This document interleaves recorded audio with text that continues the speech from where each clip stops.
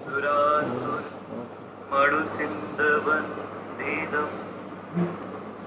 बोधघायिकं ममानं Parma rotation of कर रखा जल्दी नहीं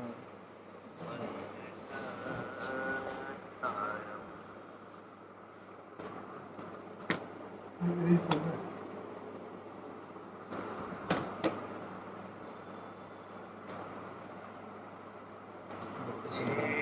सुरासुर मणुसिंधवन्दिदं बोधघायिकं ममानं परमाभिवड्ढमाणं सिद्धं धम्मस्य कर्तारम्। नमो जिगाणु। मैं डॉक्टर अरिहंत कुमार जैन अनुरागी आप सभी समादरणीय सभी दर्शकों का स्वागत करता हूँ। मित्रों, विविध कालखंडों में प्राचीन भारत का दिग्दर्शन प्राचीन प्राकृत आगम साहित्य के माध्यम से संभव। आगम जिन्हें हम श्रुत भी कहते हैं।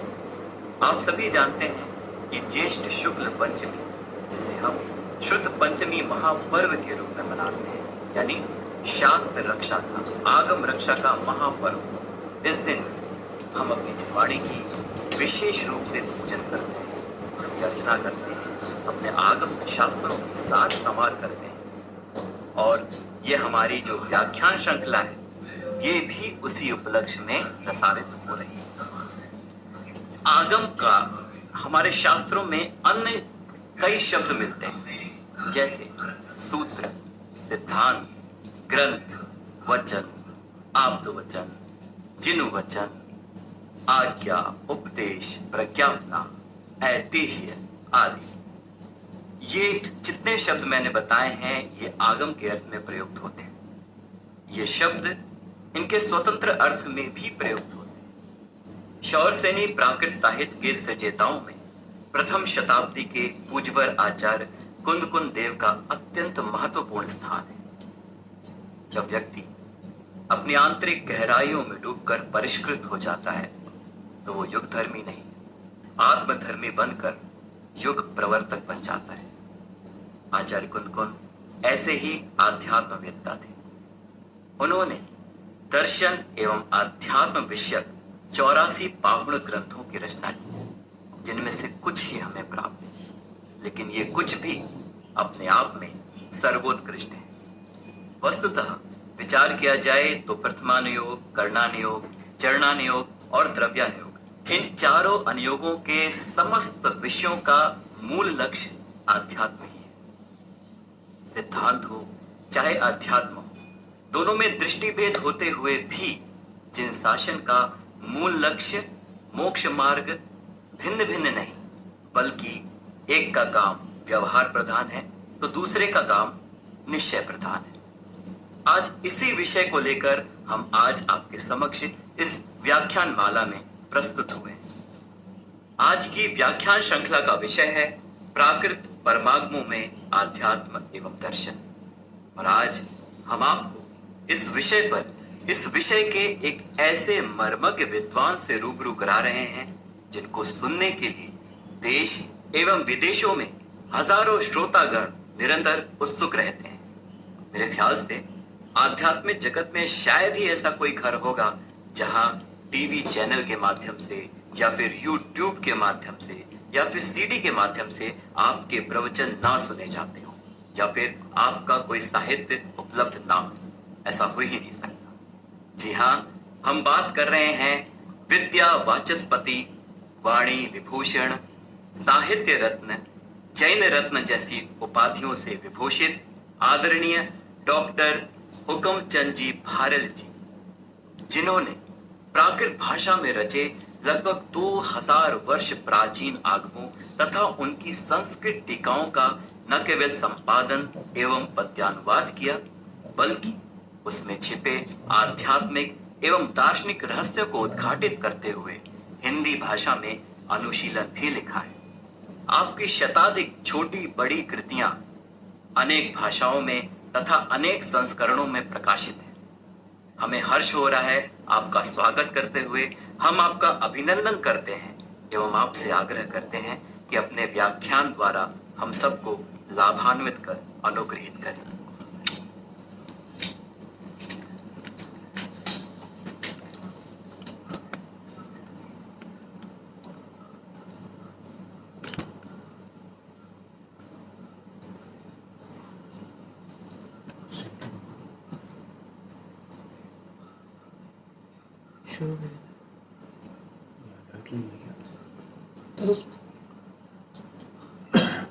एष सुरासुर वंदिदं भूयि घायि कम्यमलं पडमामि बध्यमाणं तीर्थं धम्मस्य कत्तारम् सुर असुर इंद्र नरेंद्र वंदित कर्म मल निर्मल करम तीर्थ के करतार श्री वर्धमान जिन सत सत नमन। मंगलाचरण प्रवचन सार शास्त्र का आचार्य कुंद कुंद का बनाया हुआ खुश है और उसका ये पद्यानुवाद मैंने किया है। मुझे सौभाग्य मिला है कि आचार्य कुंद कुंद के ग्रंथों का गहराई से आलोड़न करने का। सब हमारा विषय प्राकृत भाषा का है, तो प्राकृत भाषा में अनेक प्रकार की प्राकृत होती है। शौरसेनी प्राकृत, पाली प्राकृत, मागधी प्राकृत, अर्धमागधी प्राकृत। दिगंबर साहित्य शौरसेनी प्राकृत में है, श्वेतांबर साहित्य मागधी प्राकृत में है और बौद्ध साहित्य पाली प्राकृत में है। पाली माने नेपाली, क्योंकि उनकी जन्मभूमि कपिलवस्तु नेपाल में ही थी ना, इसलिए सहज ही उनकी भाषा नेपाली थी। तो पाली प्राकृत बौद्धों की भाषा है। क्योंकि आज अपन को चर्चा आचार्य कुंद कुंद की करनी है, तो उन्होंने जितना भी साहित्य लिखा है वो सब शौरसेनी प्राकृत भाषा में लिखा। एक शब्द भी किसी अन्य भाषा में उन्होंने नहीं लिखा, जबकि वे तमिलनाडु में के पैदा हुए हैं और वहाँ रहते थे, इसलिए वहाँ की मातृभाषा से बहुत अच्छी तरह से परिचित थे। लेकिन उन्होंने तमिल में नहीं लिखा, कन्नड़ में नहीं लिखा, दक्षिण भारत की किसी भाषा में नहीं लिखा, तेलुगु में नहीं लिखा। और ये सूरसेन प्रदेश की भाषा शौरसेनी प्राकृत, सूरसेन प्रदेश मथुरा के एरिए को बोलते हैं। तो इस एरिए में के आसपास चलने वाली जो भाषा थी, उस भाषा में उन्होंने साहित्य लिखा। वस्तुतः बात ये उस समय अकेले सूरसेन प्रदेश की भाषा नहीं थी, आगम की भाषा थी, साहित्य की भाषा थी। सारा साहित्य दिगंबरों का इसी भाषा में लिखा जा रहा था और इसी भाषा को पढ़ने वाले जानते थे।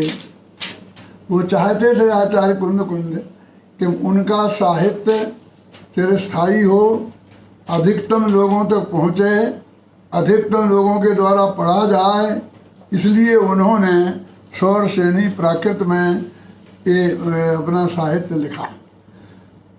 जैन समाज, विशेषकर दिगंबर जैन समाज, माने दिगंबर जैन समाज की बात मैं सिर्फ इसलिए करता हूँ क्योंकि वो शौरसेनी का साहित्य दिगंबर साहित्य है, कोई और मेरा प्रयोजन नहीं है इससे। हमारा ऐसा संस्कार है कि घर में बच्चा पैदा होता है और उसके जुबान में शब्द आता है तो सबसे पहले शौरसेनी प्राकृत भाषा में बोलता है और उसमें ही पढ़ता है। माँ बाप, समाज के पंडित, विद्वान, साधु संत उसके मुंह में नवोकार महामंत्र डालते हैं। वो नवोकार महामंत्र शौरसेनी प्राकृत भाषा का है। वो भूत बलि प्रसिद्ध जो आचार्य हुए सरखंडागम के बनाने वाले, उस खंडागम का मंगलाचरण है। तो वो हमारे यहाँ इतना अधिक प्रचलित हो गया कि सारी समाज बच्चे से बच्चे के मुख में सबसे पहले नमोकार मंत्र सुनाते हैं उसके कान में। और इस तरह उसे जैनी बनाते हैं और फिर निरंतर उसे रोजाना बुलवाते हैं। बच्चे ही नहीं, बुजुर्ग भी, जवान भी, सभी लोग 108 बार नहीं तो कम से कम 9 बार तो नमोकार महामंत्र बोलते ही हैं। नमोकार महामंत्र माने अकेली 2 लाइनें नहीं, उसके साथ उसकी महिमावाचक 2 लाइनें, एक छंद है, उसके बाद चत्तारी मंगलम, उसके बाद चत्तारी लोकोत्तमा, उसके बाद चत्तारी शरणम पवज्जामि। इस तरह एक पूरे 1 पेज का प्राकृत भाषा में हम रोजाना बोलते हैं। समाज का बच्चा बच्चा, महिलाएं, बिना पढ़ी लिखी महिलाएं जिन्हें काला अक्षर भैंस बराबर है, ऐसी बुजुर्ग महिलाएं भी ये रोजाना बोलती हैं। इससे आप अंदाज़ा लगा सकते हैं कि सौरसेनी प्राकृत का दिगंबर जैन समाज की अपेक्षा कितना महत्व है। मैं अपने विद्यार्थियों से एक बात कहा करता हूँ कि हमें अपनी माँ से बात करना पड़े और माँ की भाषा हम नहीं जानते हो तो किसी दुभाषिया की ज़रूरत पड़े। जिस बच्चे को अपनी माँ से बात करने के लिए दुभाषिये की ज़रूरत पड़ती है, उससे बड़ा भागा और कौन होगा। हमारी सारी जिनवाणी, हमारा सारा आगम, हमारा सारे शास्त्र सौरसेनी प्राकृत भाषा में हैं और हम उसे जिनवाणी माता बोलते हैं। तो सौरसेनी प्राकृत भाषा तो हमारी माता है। उसमें हमारे सब धर्म की सब बातें, 4 अनुयोग के शास्त्र उसमें लिखे गए हैं। अरे कोई दिगंबर जैन को यदि वो प्राकृत भाषा के लिखे गए शास्त्र हैं, उन्हें पढ़ने के लिए किसी पंडित की ज़रूरत पड़े तो यही हो गया ना कि अपनी माँ से बात करने के लिए दुभाषिये की ज़रूरत पड़ रही है। तो कितना बड़ा अभागा है। इसलिए मैं अपने विद्यार्थियों से कहते हैं, बेटा सबसे पहले प्राकृत पढ़ो, क्योंकि अपने मूल शास्त्र जो हैं वो सब मूल शास्त्र प्राकृत भाषा में हैं, सौरसेनी प्राकृत भाषा में हैं। और ना केवल कहता हूँ, हम तो अपने महाविद्यालय में जब आते हैं तो आते ही नमोकार मंत्र तो पढ़ा जो होता ही है, लेकिन द्रव्य संग्रह है वो भी प्राकृत भाषा में है। फिर हम समय सार, पंचास्तिकाय, प्रवचन सार, नियम सार ये सब पढ़ाते हैं। ये प्राकृत भाषा के ग्रंथ उन्हें पूरे पढ़ाते हैं, उनके कंठ में बसाते हैं, उनकी गहराई तो उन्हें सिखाते ही हैं, लेकिन गहराई सिखाने के साथ उन्हें कंठस्थ भी कराते हैं। हमारे यहाँ एक कंठ पाठ योजना चलती है। उस कंठ पाठ योजना का मतलब ये है कि आप समय सार प्राकृत भाषा का आचार्य कुंद का कंठस्थ याद करके लाइए 415 गाथाएं, तो आपको 1000 रुपये का पुरस्कार मिलेगा। ऐसा हम 5 लाख रुपए का साल में पुरस्कार बांटते हैं और लोगों के कंठ में कुंद की वाणी को बसाते हैं। हमारे जो 1000 विद्वान हैं उनमें लगभग सभी को ये समय सार, प्रवचन सार लगभग याद होंगे। हमारे यहाँ रोजाना पाठ की वस्तु है, हम उनका पाठ करते हैं। जैसे लोग भक्तामर का पाठ करते हैं ना, सूत्र जी का पाठ करते हैं, तो हम कुंद की गाथाओं का पाठ करते हैं। तो हम इसलिए कहते हैं कि कुंद की जो भाषा है, जो सौरसेनी प्राकृत भाषा है, वो हमारे दिगंबरों की भाषा है। ऐसा कह करके मैं उस पर एकाधिकार नहीं जमाना चाहता हूँ, क्योंकि उसका दूसरों ने प्रयोग नहीं किया हो ऐसी बात नहीं है, लेकिन किया है तो मालूम कैसा किया है। जैसे कालिदास ने नाटक लिखा, भवभूति इन लोगों ने लिखे जो नाटक, तो उन नाटकों में वो जो पात्र हैं, नौकर चाकर, बिना पढ़ी लिखी महिलाएं, छोटे बच्चे, उनके मुख में प्राकृत डाली है। और जो अच्छे सभ्य पात्र हैं, पढ़े लिखे हैं, होशियार हैं, जिनके हाथ में सत्ता है, उनके मुख में संस्कृत डाली है। यानी ये कहना चाहते हैं कि ये बिना पढ़े लिखे लोगों की भाषा है। नासी सम्मान के साथ लेकिन उन्होंने उस भाषा का प्रयोग तो किया है, और प्रयोग किया तो वही तो इससे बड़ा सम्मान और क्या हो गया। इसलिए वो अकेली हमारी नहीं है, उन लोगों की सबकी भाषा है। हम तो ये सिर्फ ये बताना चाहते हैं कि दिगंबर आचार्यों ने पूरा समर्पण उस भाषा के प्रति उनने किया है। सबसे ज़्यादा काम उनने ये किया है। देखो अभी उसमें कथा साहित्य भी लिखा गया है, करुणान योग का साहित्य भी लिखा गया है। करुणान योग तो पूरा है। करुणान योग में जय धवल, महाधवल, ये सब एक सठखंडागम, कोमरसा, जीवकांड, कर्मकांड, ये सब करुणान योग के जो शास्त्र हैं ये सब प्राकृत भाषा में ही हैं। अकेला अध्यात्म नहीं, अकेले द्रव्यान योग के शास्त्र नहीं, लेकिन वे शास्त्र भी और कथा साहित्य, इन सब के बारे में फिर प्रेम सुमन जी का व्याख्यान हुआ था।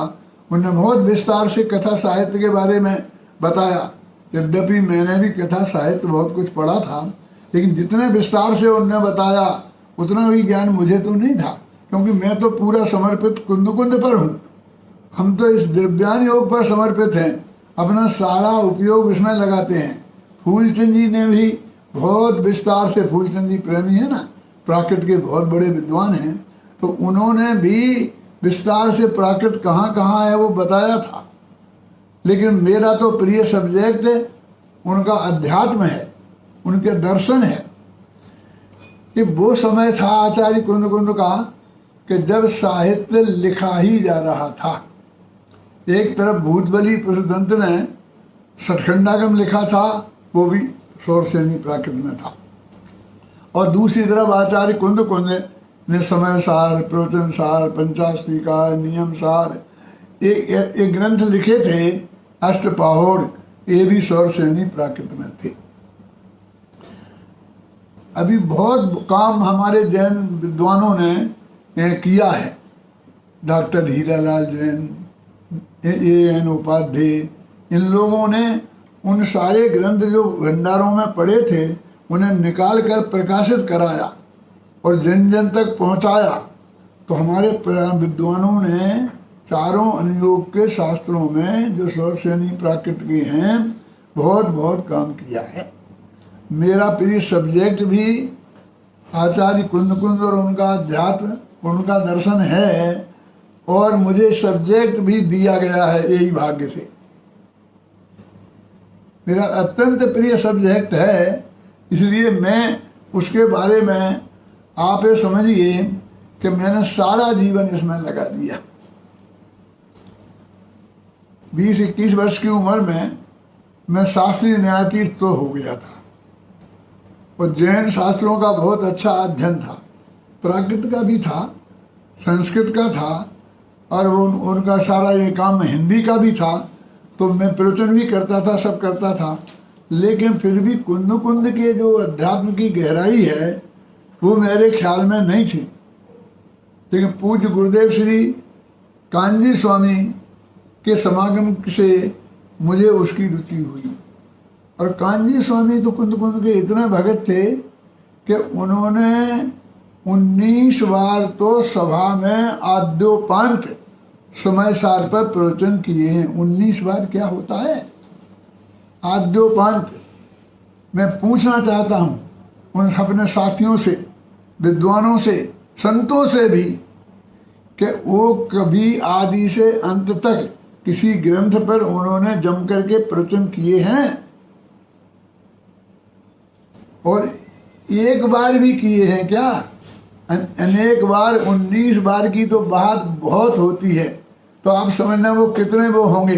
सारी जनता के सामने उस समय सार को उन्होंने 19 बार सुनाया, और उन्हीं से हमने सुना, और हमारे अंदर में ये जागृति आई, ये सिद्धांत समझ में आया, और हमने तब से ही अपने जीवन को इसमें लगा दिया।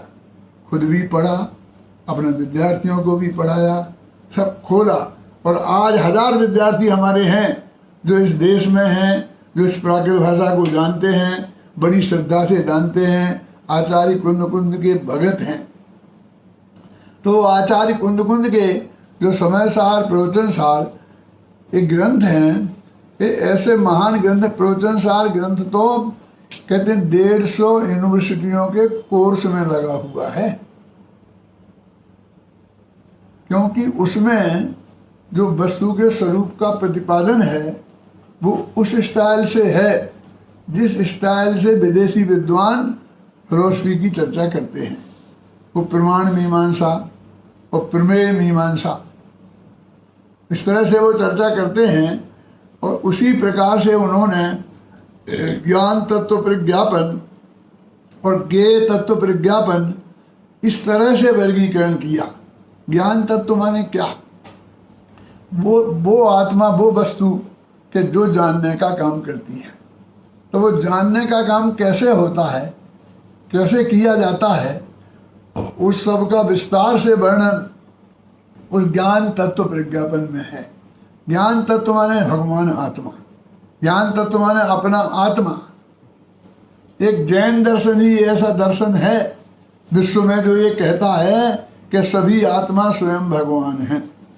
स्वभाव से तो सभी भगवान हैं ही, लेकिन वे अपने को जाने और पहचाने तो पर्याय में भी प्रकट रूप से भगवान बन सकते हैं।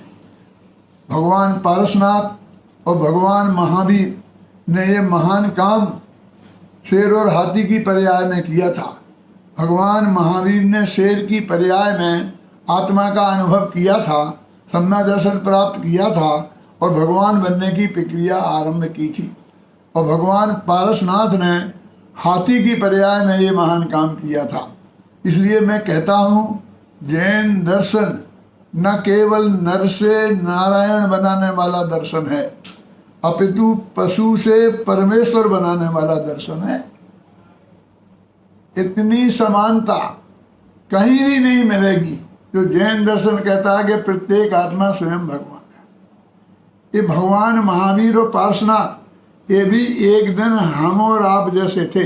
हम और आप जैसे नहीं, हम और आप से भी गई बीती हालत में थे। शेर की पर्याय में थे, हाथी की पर्याय में थे और उन्होंने इस तत्व ज्ञान को प्राप्त कर लिया। तो हम तो बहुत अच्छी स्थिति में हैं। तो इसलिए सभी आत्मा यदि जो प्रक्रिया अपनाए, जो विधि है, जो आदिनाथ ने अपनाई, जो महावीर ने अपनाई, जो पारसनाथ ने अपनाई, यदि हम और आप भी अपनाएं तो हम और आप भी भगवान पर्याय में प्रकट बन सकते हैं। स्वभाव से तो भगवान हैं ही। तो आचार्य कुंद देव ने प्रवचन सार में ज्ञान का स्वरूप, ज्ञान में सबसे पहले सर्वज्ञता का स्वरूप, जब तक सर्वज्ञता की सिद्धि नहीं होगी तब तक वे तत्व ज्ञान का आधार क्या बनेगा। ये जो बात हमारे पास धर्म की मौजूद है, तत्व ज्ञान मौजूद है, ये किसने कहा था? तो कहते सर्वज्ञ भगवान ने कहा था, भगवान की दिव्य ध्वनि में आया था। यदि ये प्रमाण का आधार हमें नहीं मिलता है तो बाकी जो सब लोग अल्पज्ञ हैं, उनके आधार पर तो प्रमाणिकता नहीं मानी जाती सकती है। कोई भी दिगंबर विद्वान और साधु संत भी यदि कोई किताब लिखता है, यदि कोई शास्त्र पर व्याख्यान करता है, तो उसे ये बोलना पड़ता है कि अस्य ग्रंथ कर्तारा, मूल ग्रंथ कर्तारा सर्वज्ञ देवा, तदुत्तर ग्रंथ कर्तारा गंधर देवा, प्रतिगंधर देवा, तेषाम वचनानुसार मासाद्य आचार्य श्री कुंदाम नाये। फिर पंडित टूरम मल्लेन, अथवा जिसका भी नाम लेना हो, जिसका भी शास्त्र आप पढ़ रहे हो, तो ऐसी प्रतिज्ञा प्रवचन करने के पहले दोहरानी पड़ती है कि महावीर ने बनाया है मूल रूप से, तो ऐसे उसके बाद गणधर देव ने बनाया है, और बाकी के फिर जिसने लिखा है वो कुंद की आमनाय का था, कुंद की शिष्य परंपरा का था, तब वो प्रमाणिक माना जाता है। तो कुंद कितने बड़े आचार्य हैं, आप एक गंभीरता से विचार कीजिए। एक जैन मंदिर में 24 प्रतिमाएं हैं, जिनबिंब हैं, तो उनमें महावीर के कितने होंगे, पार्श्वनाथ के कितने होंगे, नेमिनाथ के कितने होंगे, शांतिनाथ के कितने होंगे? 24 में एक ही होगा ना। लेकिन हर प्रतिमा पर कुंद का नाम लिखा होगा कि ये प्रतिमा कुंद की आमनाय में प्रतिष्ठित हुई है। यानी कुंद आचार्य बहुत प्रसिद्ध आचार्य हैं, महान आचार्य हैं, जब हम नमस्कार करते हैं तो मंगलम भगवान वीरो, मंगलम गौतमो गणी, मंगलम कुंद कुंचार्यो, जैन धर्मोस्तु मंगलम, तो ऐसा कुंद कुंदाद्यो ऐसा बोलते हैं।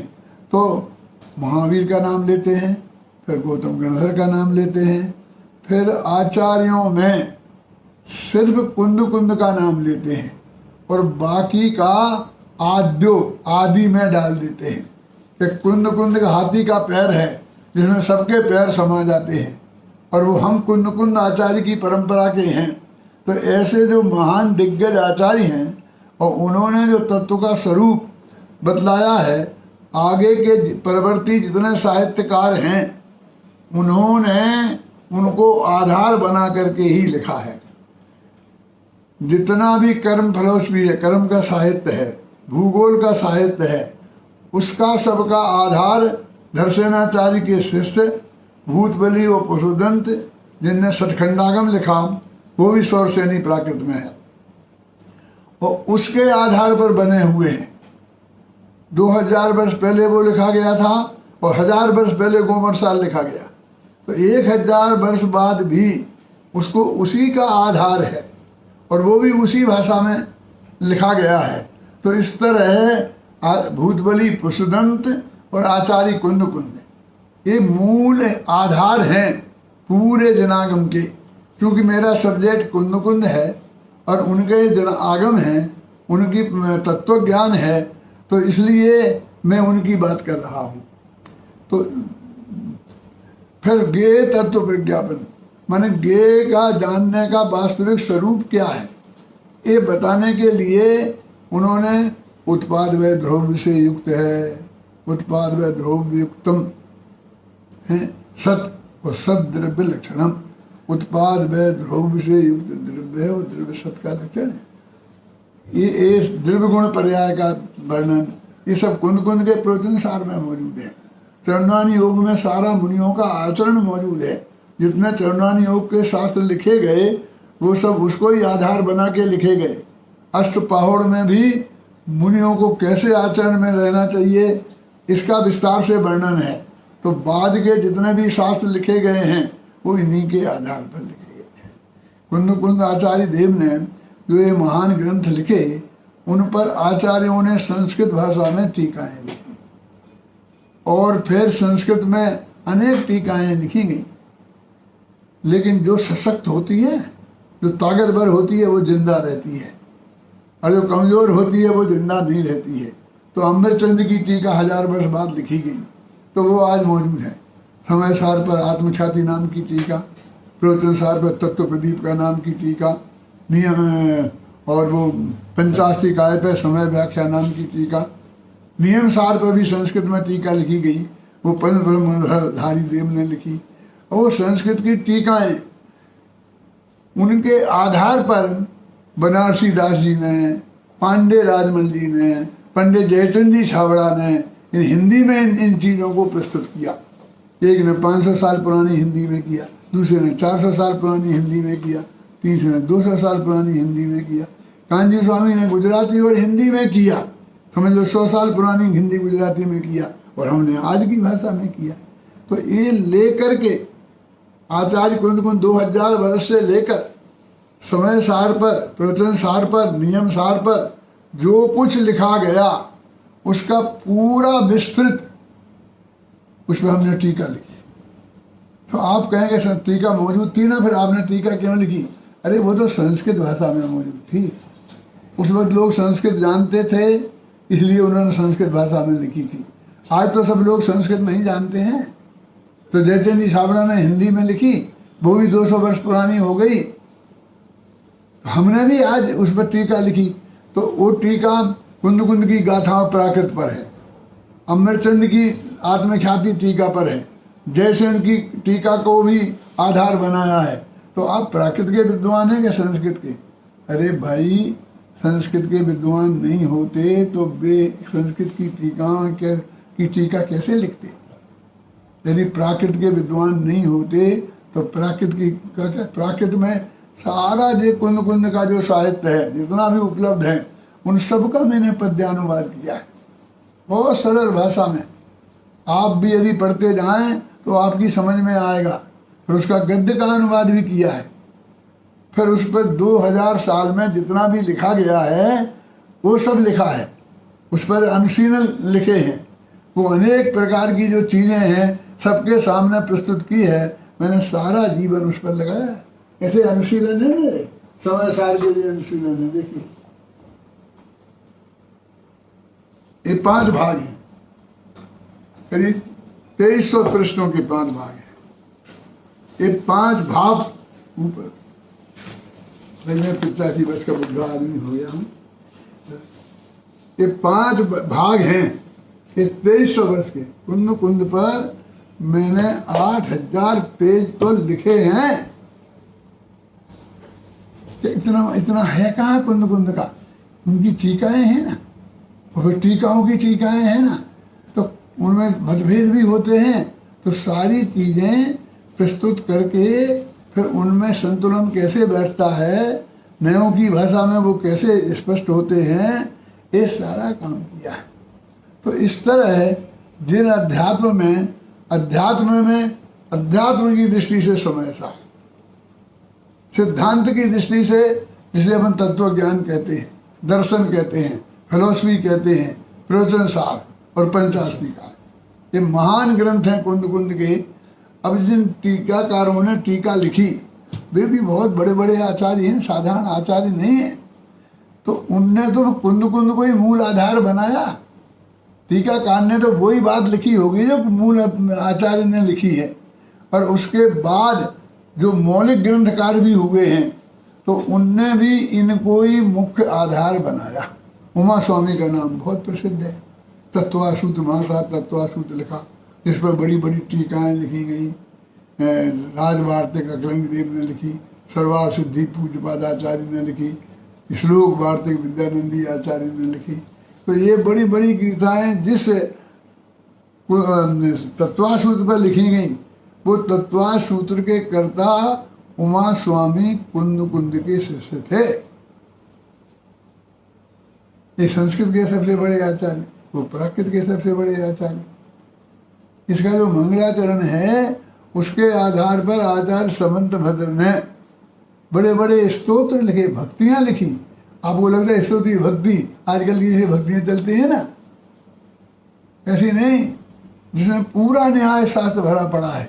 जैनियों का जितना न्याय शास्त्र है वो समंत भद्र उसके फाउंडर हैं, और वो सब स्तुतियों के रूप में है। अनेकांत की उसमें उन्होंने स्थापना की है। तो वो कुंद कुंद के शिष्य के हैं। तो हमारी ये शिष्य परंपरा में कुंद कुंद आचार्य ने जितना महान काम किया है उतना काम किसी ने नहीं किया, और हमने भी अपना जीवन उनके लिए समर्पित किया।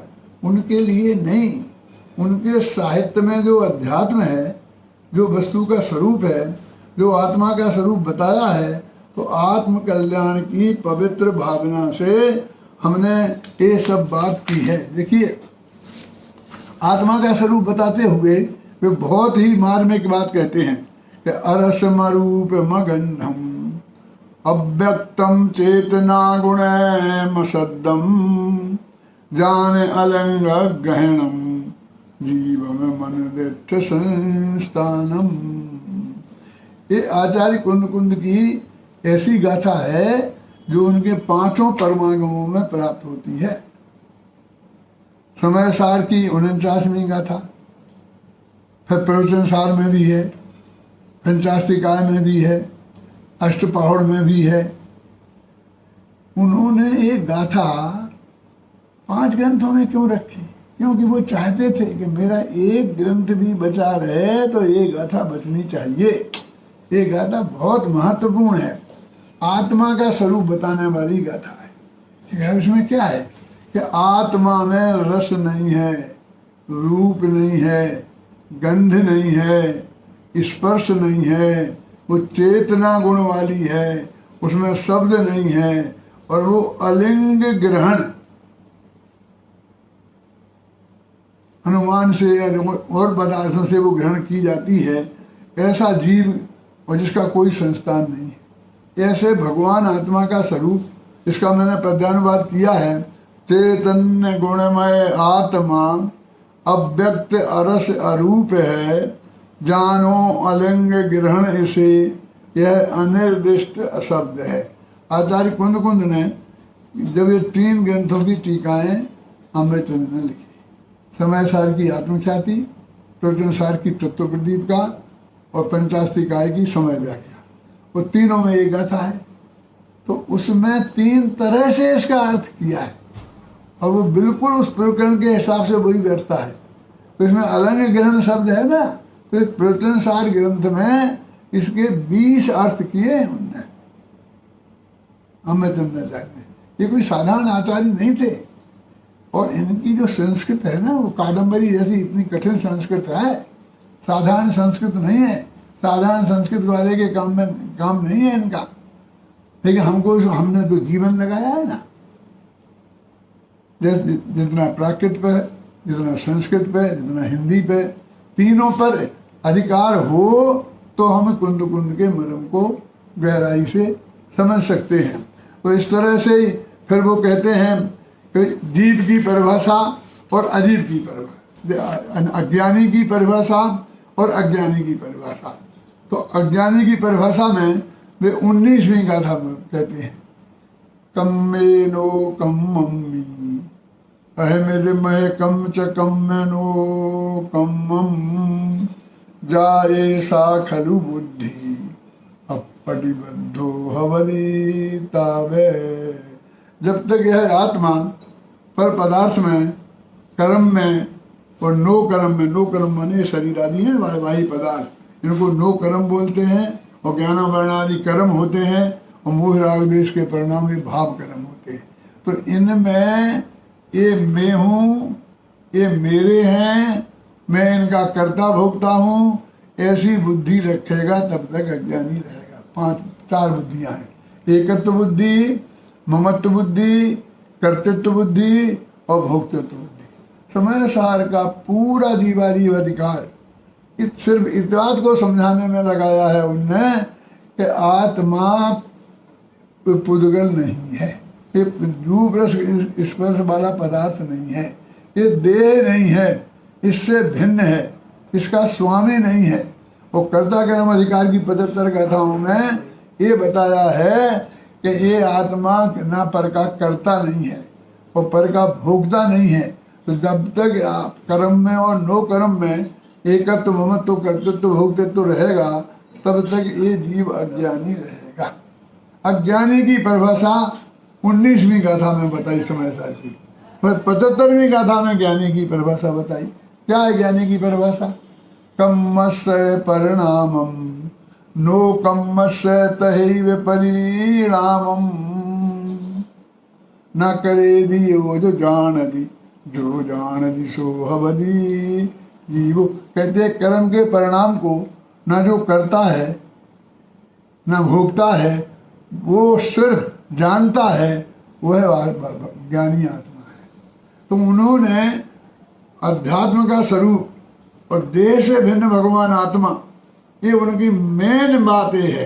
कहा है किसी कवि ने कि देह जुदा आत्म जुदा यही तत्व का सार, बाकी जो कछु और है या ही को विस्तार।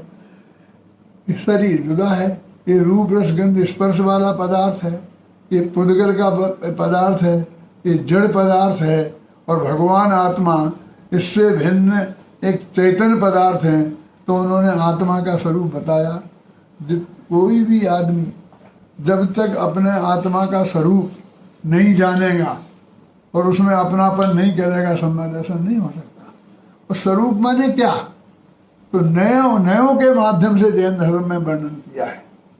तो वो कहते परम शुद्ध निश्चय नय का विषय, परम भावग्राही विद्या का विषय, ना जिसमें देह है, ना जिसमें राग है, ना जिसमें वर्तमान पर्याय है, ऐसी इनसे रहित जो एक चैतन्य तत्व भगवान आत्मा है, उसमें अपनेपन का नाम सम्यक दर्शन है।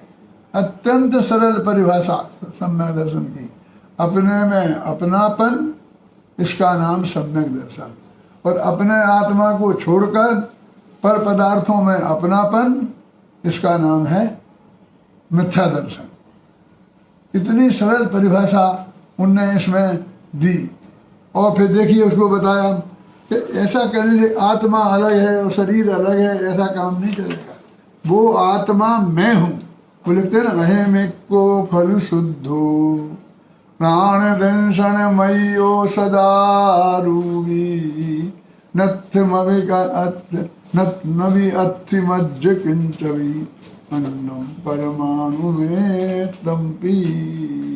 मैं एक हूँ, मैं शुद्ध हूँ, मैं ज्ञान दर्शन से परिपूर्ण हूँ, मैं अरूपी हूँ और अन्य पंच मात्र भी परमाणु मात्र मैं नहीं हूँ। तो ने प्योर शुद्ध अध्यात्म की बात कही। यदि आत्मा का अनुभव करना है, आत्मा का ध्यान करना है, सीधा परमात्मा बनना है, सम्मा दर्शन ज्ञान चारित्र प्राप्त करना है, तो समय सार की जो विषय वस्तु है उसके सहारे हमें जाना चाहिए। यदि जैन दर्शन की गहराई से समझना है तो कुंद कुंद के पंचास्तिकाय और प्रवचन सार, इन दो महाग्रंथों का गहराई से अध्ययन करना चाहिए। तो उसमें वो तत्व ज्ञान हमारे ख्याल में आएगा।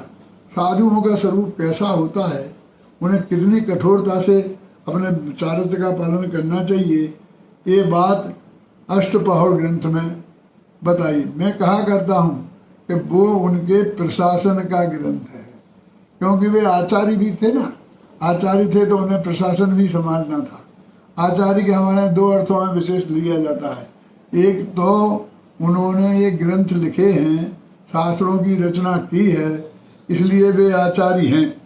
और दूसरे, उन्होंने प्रशासन किया, कोई में शिथिलाचार नहीं बढ़े, इसलिए वे भी आचार्य हैं। तो अष्टपहर में वो काम है। तो इस तरीके से वे एक सर्वांग परिपूर्ण आचार्य हैं। यदि हम उनको अकेले के सहारे भी चाहें तो पूरे जैन धर्म का मर्म समझ सकते हैं, अपने आत्मा का कल्याण कर सकते हैं। सभी लोग अपने आत्मा का कल्याण है। हाँ बोलिए। कुछ लोग भगवान को कर्ता मानते हैं और कुछ लोग मानते हैं एक जीव दूसरे जीव को सुखी दुखी कर सकता है। तो ये कर्ता कर्म की जो मान्यता है उसके संदर्भ में कुंद कुंद आचार्य ने अपनी बात रखी है। आचार्य जो कुंद कुंद हैं वे तो इतने एकदम स्पष्ट साफ शब्दों में लिखते हैं। देखिए उनकी मूल गाथाएं हैं।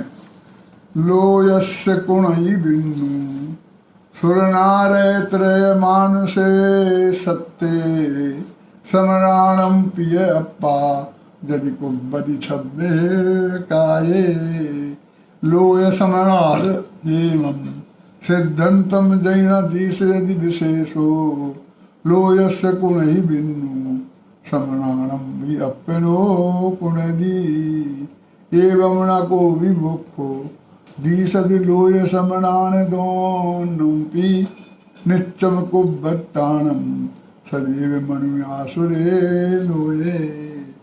इन गाथाओं का मैंने पद्यानुवाद किया है। जो मैंने अभी कहा ना कि मैंने कुंद कुंद के संपूर्ण साहित्य का हिंदी में, सरल हिंदी में पद्यानुवाद कर दिया, गद्यानुवाद कर दिया, विशेष व्याख्याएं कर दी। तो जगत जनयों कहें विष्णु करे सुर नर लोक को रक्षा करूं सठ काय की यदि श्रवण भी माने यही तो श्रवण तो ना श्रवण अर लोक के सिद्धांत में अंतर रहा सममान्यता में विष्णु एवं आत्मा करता रहा। इस तरह करते तुझसे नित्य ग्रसित लोग करु श्रवण को वे मोक्ष दोनों का दिखाई नहीं देता है मुझे। देखो बहुत से लोग ये कहते हैं कि जैनी लोग ईश्वर को जगत का कर्ता नहीं मानते हैं, इसलिए वे अकर्ता वाणी है।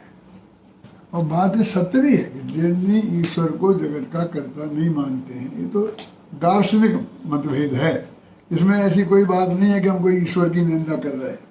निंदा का तो सवाल क्या, जो ईश्वरवादी हैं वे ईश्वर को मानते हैं, जो ईश्वरवादी नहीं है वे ईश्वरवादी को नहीं मानते हैं।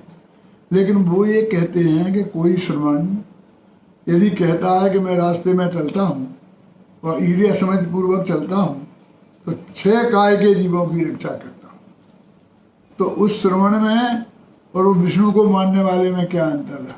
वो विष्णु में और श्रवण में नहीं, उस श्रवण को मानने वाला और विष्णु को मानने वाले में क्या अंतर रहा? क्योंकि एक द्रव्य को दूसरे द्रव्य का कर्ता मानने संबंधी मान्यता दोनों की एक ही है।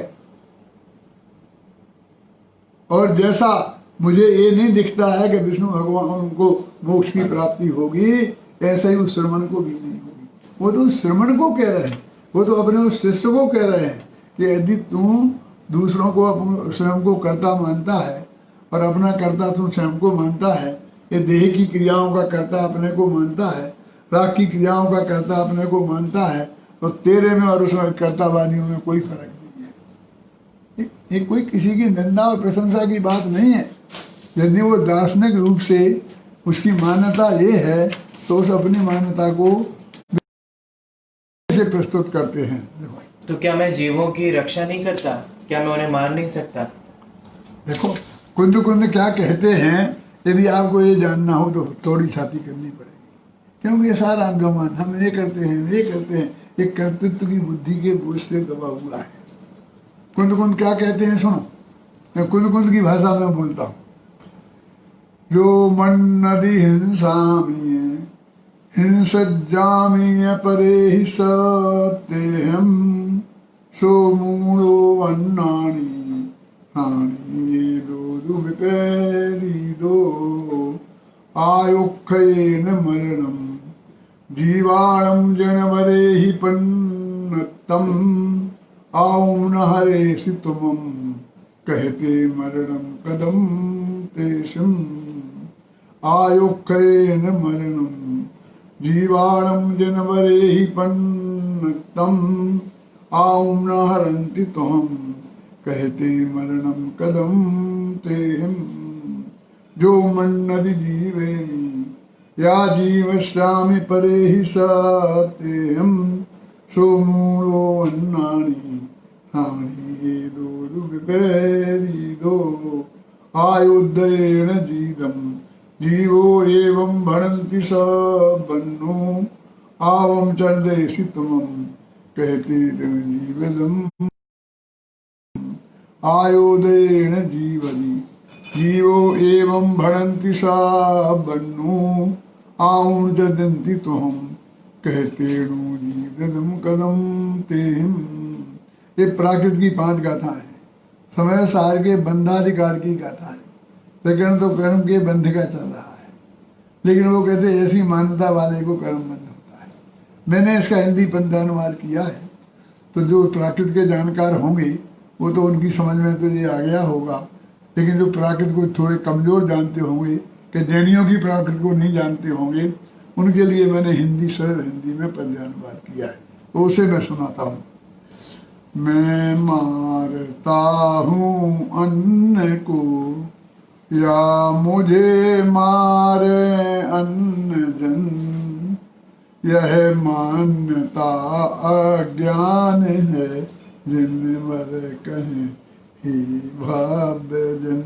निज आयु क्षय से मरण हो यह बात जिनवर ने कही, तुम मार कैसे सकोगे जब आयु हर सकती नहीं।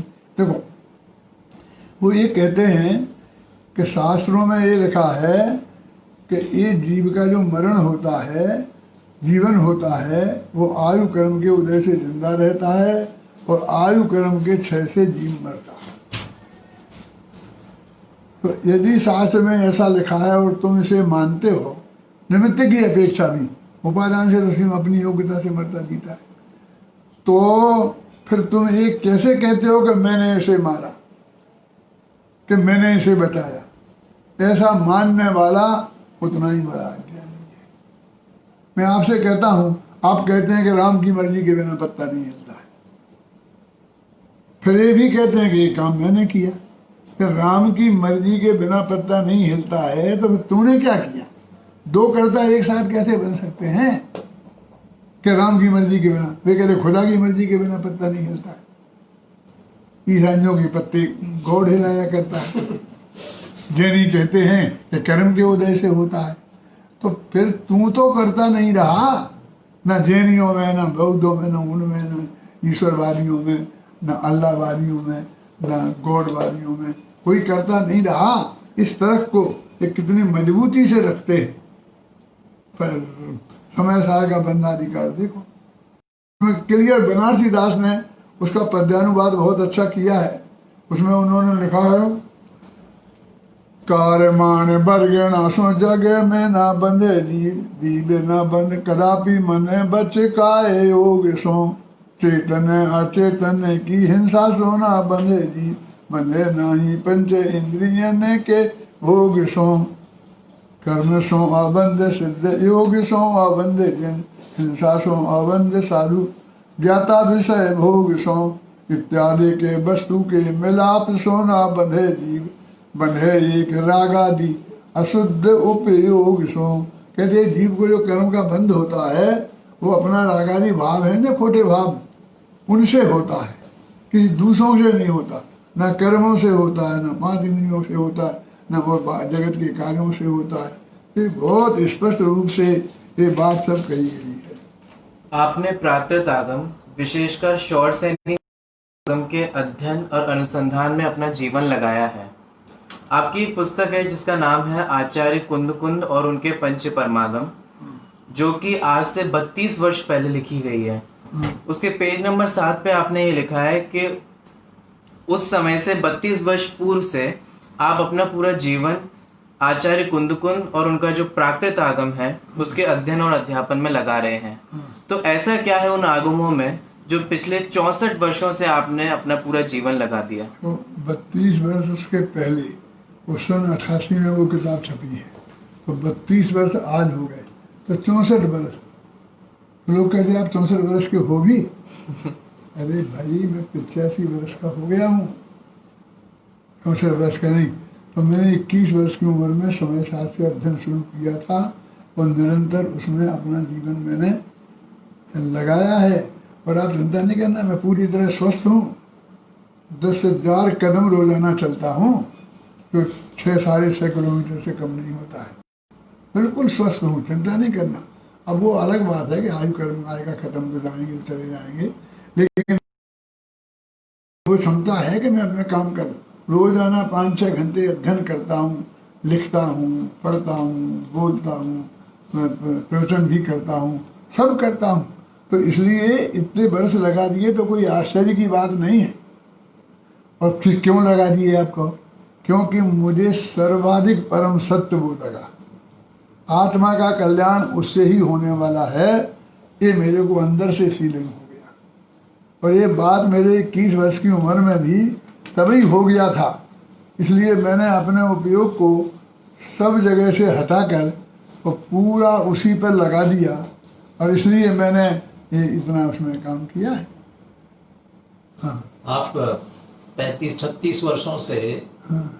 विदेशों में जा रहे हैं। हाँ। वहां भी जाकर के हाँ।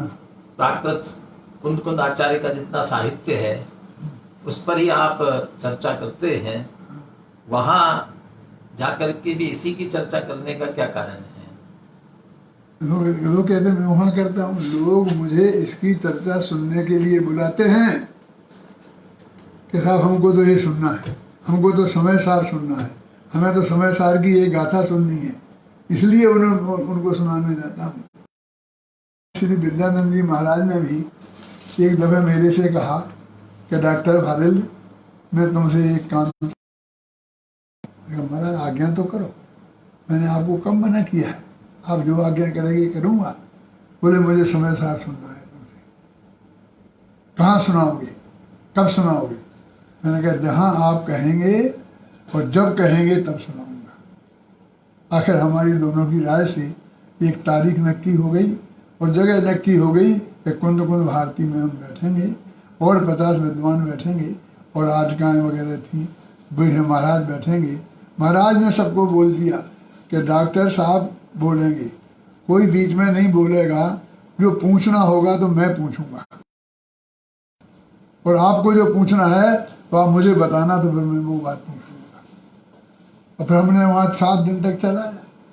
तो महाराज क्या करते थे कि पहले से नहीं बताते थे, वो जब हम पहुँच जाते थे तब कहते थे कि डॉक्टर साहब मुझे तो ये 555 फलानी गाथा ये समझनी है।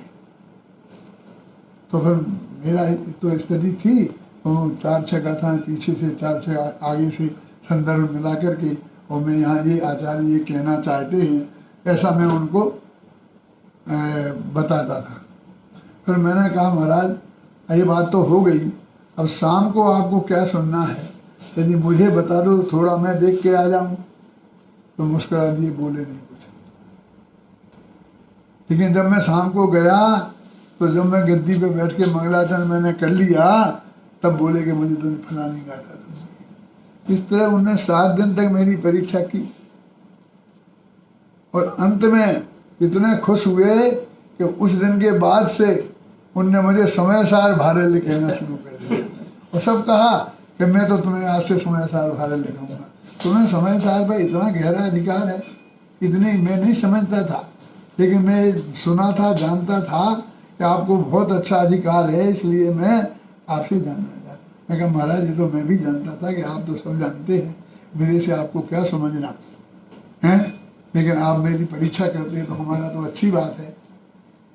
आप जैसे महापुरुष से सर्टिफिकेट मिल जाए, इससे बढ़िया बात और क्या होगी। समयसार शिखर पुरुष कहा उन्होंने आपको। हाँ, समयसार शिखर पुरुष भी कहा था, समयसार भारल्य भी कहते थे। समयसार शिखर पुरुष तो हमारे ऑफिस में उनका एक पत्र आया था, उसमें लिखा था, तो सब लोगों को बहुत प्रसन्नता हुई। तो हमारे ऑफिस वालों ने महाराज को चिट्ठी लिखी कि महाराज हम इसको छापना चाहते हैं, छाप दें। बोले छापने के लिए तो लिखा है, क्यों नहीं छापे।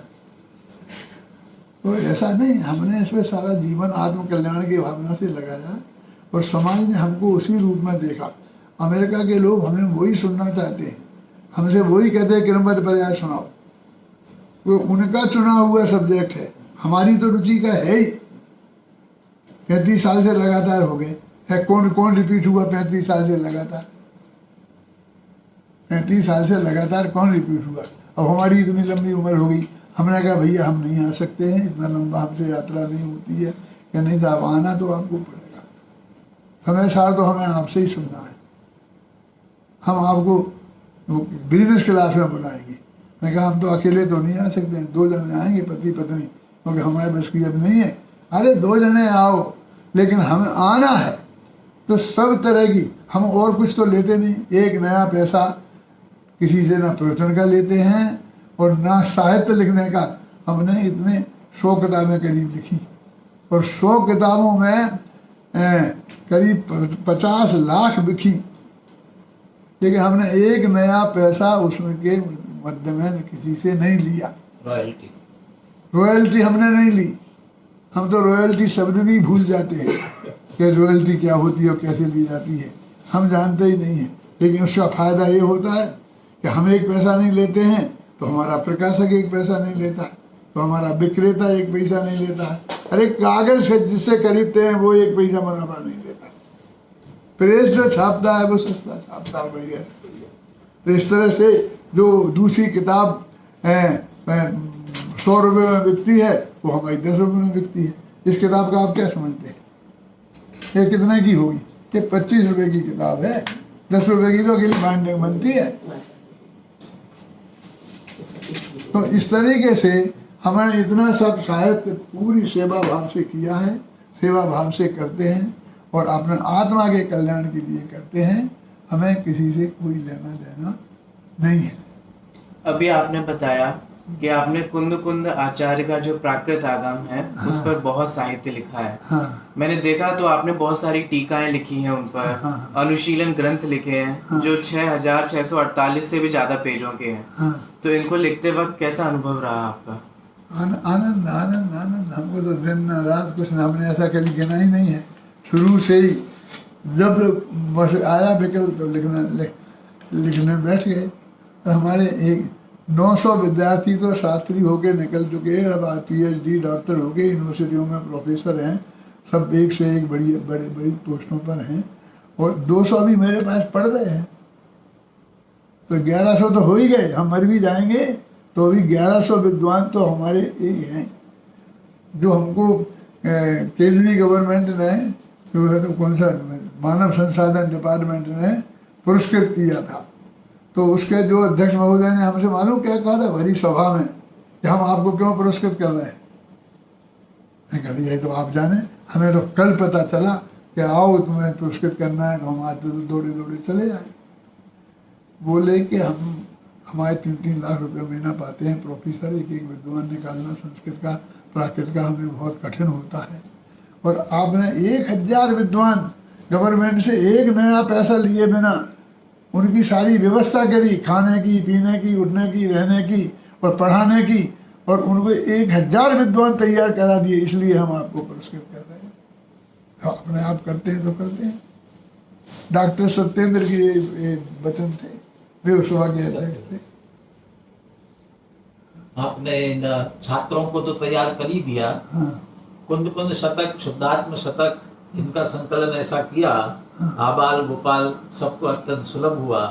छोटे छोटे बालक भी जब इनको गुनगुनाते हैं तो आपको कैसा लगता है? ये हमने सन 88 में आचार्य कुंद कुंद की 2 शताब्दी समारोह मनाया था। तो 1 बरस तक साल में अपना ये रथ चलाया था, उसमें घूमे थे, जगह जगह गए थे। तो उस समय एक किताब भी लिखी थी, क्या नाम है उसका, आचार्य कुंद कुंद उनके पंच परमागम, और ये कुंद कुंद शतक, शुद्धात्म शतक, ये भी बनाए थे। संकलन किया है सब कुंद कुंद के सारे ग्रंथों के मूल गाथाएं निकाल कर, और मेन तत्व ज्ञान उसमें आ गया। उस तत्व ज्ञान की सरल हिंदी भाषा में पद्यानुवाद किया और हर एक के कंठ में बसाया, सबको याद कराया कि इनको पुरस्कार दो, बच्चों को याद कराओ। और गांव गांव में बच्चे जब उसे पढ़ते थे तो हमारा तो खून बढ़ जाता था, हमें तो बहुत प्रसन्नता होती थी, बहुत आनंद होता था। हम तो अपने आनंद के लिए करते थे। जो लोग हमें नापसंद करते हैं ना, उन लोगों में मालूम क्या कहते थे कि नहीं वो आचार्य कुंद कुंद की गाथाएं हैं, इसलिए हम कुछ कह तो सकते नहीं हैं, लेकिन कोई बड़ा आदमी हमसे कहे तो कहे, लेकिन ये बच्चे जब बाजार में गली गली में जुलूस में गाते फिरते हैं कि वे श्रवण नहीं, जो भ्रष्ट हैं, जो नारियों के संयोग में रहते हैं, जो ऐसा करते हैं, वे श्रवण नहीं तिर्यंच हैं, तो हमको बहुत अच्छा नहीं लगता। लेकिन मैंने कहा हमने तो उसे सरल किया, हमने उसमें कठोरता बढ़ाई नहीं है, कठोरता कम की है। ख्याल में आई ना है? लेकिन मूल गाथा में हम क्या करें, जो कुंद कुंद ने लिखा हमने तो वही बनाया है। आपके द्वारा प्रशिक्षित जो शिष्य हैं वो प्राकृत भाषा के क्षेत्र में बहुत काम कर रहे हैं, जिसमें से अभी 4 शिष्यों को तो प्राकृत भाषा का जो सर्वोच्च राष्ट्रपति सम्मान है वह भी प्राप्त किया है। तो ये निश्चित रूप से आपकी शिक्षा और प्रेरणा का ही फल है। आप उन्हें आगे क्या कार्य करने का संदेश देना चाहेंगे? वे बहुत प्रतिभाशाली विद्वान हैं, उन्होंने अपनी मेहनत से सारा काम किया है। हम तो प्रेरणा दे सकते हैं, हम लोगों ने बता सकते हैं।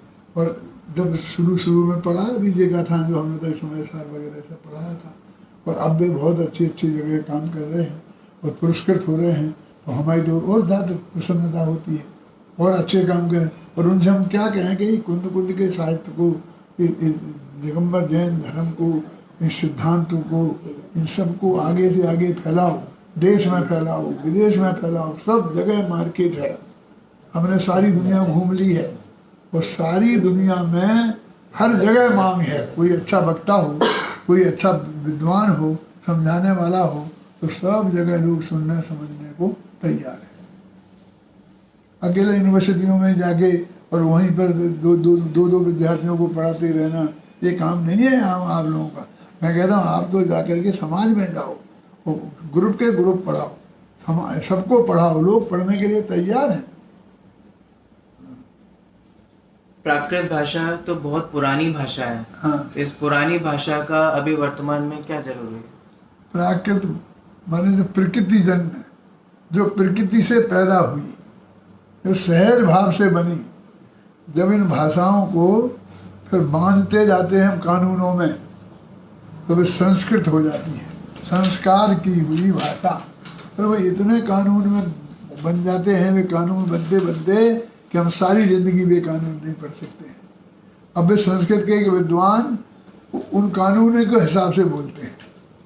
वही प्राकृत वाला अपना सहज बोलता है और इसको देख देख के बाद में व्याकरण बनाते हैं। लघु सिद्धांत कौमुदी, वहाँ सिद्धांत कौमुदी, मध्य सिद्धांत कौमुदी, कितने कितने नियम, अष्टाध्यायी, ये सब बन गए और बन करके उनसे बंध गई, तो फिर उसमें से हिल नहीं सकते। तो धीरे धीरे वो भाषा जनभाषा नहीं रह जाती है। मूल प्राकृत भाषा साधु धर्म दिगंबर साधु थे, उसी भाषा में बोलते थे, जनभाषा में लिखते थे। अधिकतम लोगों तक पहुंचाना उनका उद्देश्य था। अपनी बात को अधिकतम लोगों तक पहुंचाना उनका उद्देश्य था। इसलिए उन्होंने इस प्राकृत भाषा में, इस जनभाषा में उन्होंने लिखा और वो बहुत अच्छा लिखा है, हमारे काम किया। दर्शन और अध्यात्म का विषय आत्म कल्याण के लिए होता है। इसलिए कुंद कुंद साहित्य के आधार से आत्म कल्याण है, तो आप अंतिम प्रेरणा क्या देना चाहते हैं? मूल माल उसमें है, उसमें आत्मा का सही स्वरूप बताया है। जिस आत्मा के दर्शन का नाम सम्यक दर्शन है, जिस आत्मा में अपनापन स्थापित करने का नाम सम्यक दर्शन है, तो वो उसमें मूल उसमें है। और लौकिक शांति भी इसी से प्राप्त होती है। हम समता भाव से रहें। उपसम्मयामि सम्मम जत्तो निर्माण संपत्ति, मैं उस साम्य भाव को प्राप्त होता हूँ जिससे निर्वाण की प्राप्ति होती है। इसलिए वो सबसे बढ़िया चीज़ है। हर एक आत्मा की जैनी को मोक्ष होनी चाहिए, मोक्ष की इच्छा वाला होना चाहिए। इसलिए आजीवन इस काम को करना चाहिए।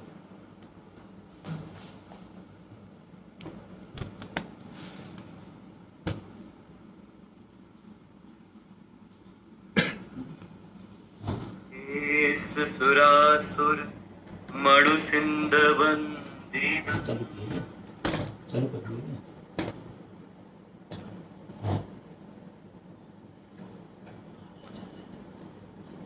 बहुत बहुत धन्यवाद आपका।